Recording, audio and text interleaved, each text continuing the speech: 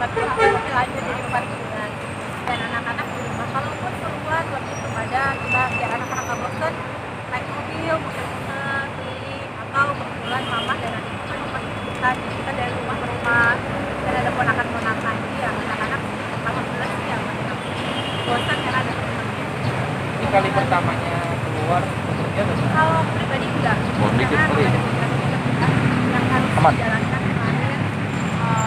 Yang lainnya masalah kegiatan usaha, kemudian adalah beberapa meeting yang sangat penting yang harus ditinggalkan. Tapi kalau sebagai seorang entertainer ya ini perdana. Tapi sempat itu nggak tadi kan bilang gitu, sempat Ada kecemasan atau ketakutan gitu. Apalagi sekarang kan ekonomi masih belum pulih. Kalau perekonomian itu semua pasti kena semua. Kita mau usaha yang papan atas pun juga pasti ada dampaknya. Aku sebagai seorang musisi, kru semuanya juga pasti akan kena dampaknya. Apalagi kita musisi ya belum bisa manggung lagi, tidak ada izin keramaian kan belum izin kalau nggak salah ya. Jadi pasti kekhawatiran itu ada, besok gimana segala macam itu pasti ada semuanya pasti ada dan tapi di satu sisi buat banyak aku lihat banyak orang yang juga seperti membuka usaha di rumah pada suka masak jual Kalau untuk ada usaha sembako ya kalau misalnya dia kebetulan aku baru sama opening untuk jualan sembako itu kayak ada erat kaitannya dengan Kementerian Pertanian sih prinsipnya semi amal karena bagaimana mendekatkan komunitas dari petani langsung kepada masyarakat dengan harga yang sangat terjangkau itu bahkan sebisa mungkin di bawah harga pasar.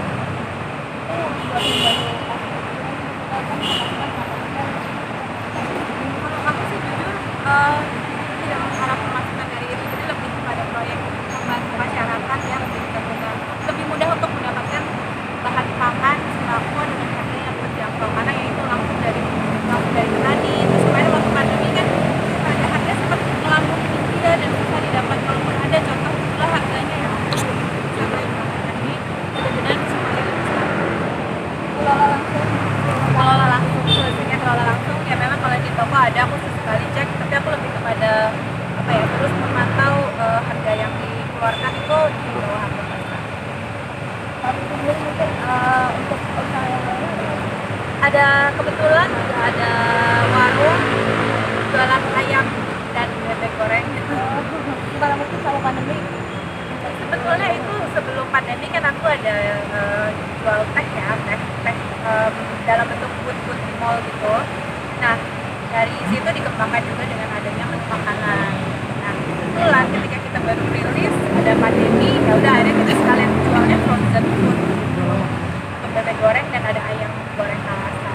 masukannya Makanan khas Jawa. masukannya menurun drastis dong kak.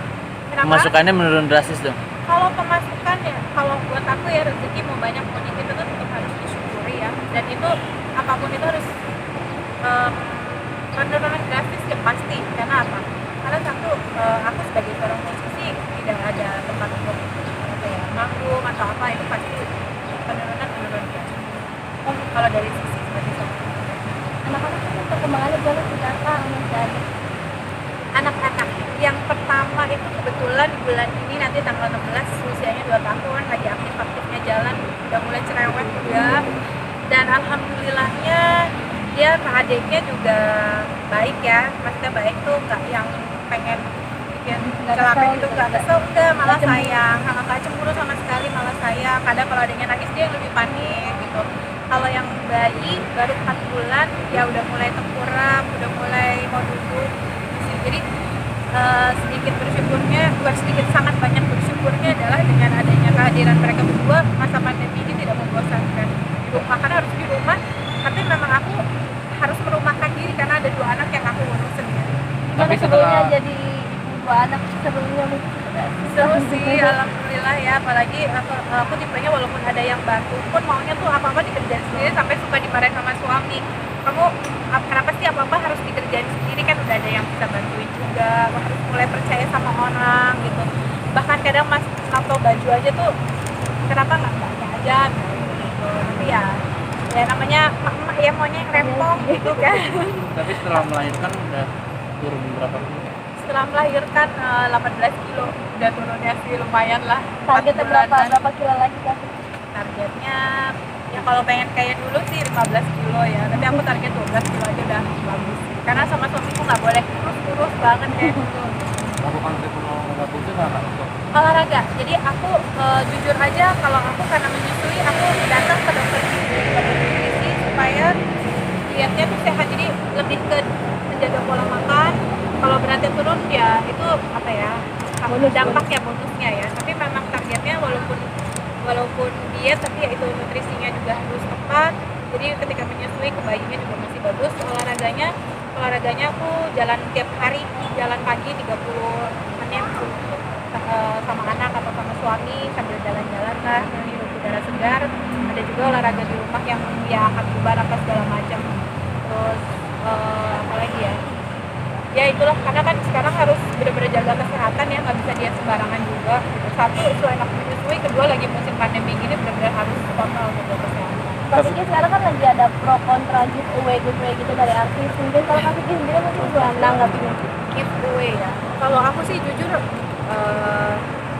tergantung ya. Kadang kan kita misalnya kayak aku ada kolaborasi dengan sebuah brand, itu mau nggak mau memang brand ini menginginkan adanya giveaway lebih untuk, tapi buat aku pribadi giveaway itu sebetulnya tujuannya hanya sebagai brand awareness, jadi oh ada brand ini gitu. Tapi kalau untuk menjaring pembelian sebetulnya sih tidak terlalu berpengaruh sih dari giveaway. Nah itu dia, tergantung nih pemberian giveaway-nya nih tujuannya untuk apa.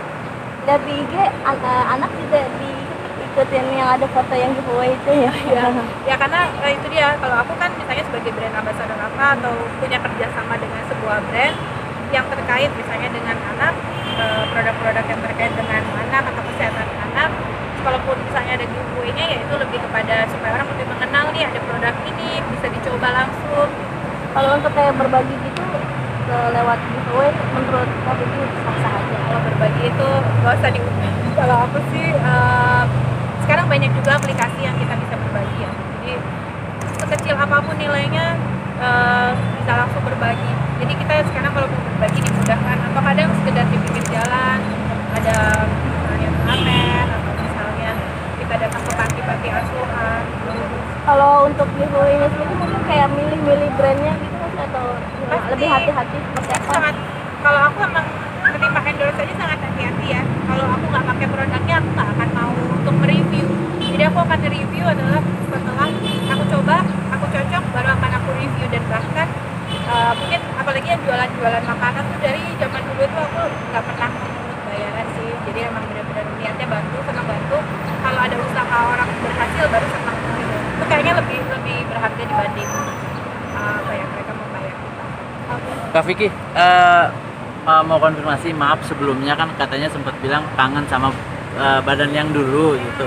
Nah, apa memang merasa nggak pede dengan yang sekarang atau seperti apa sih?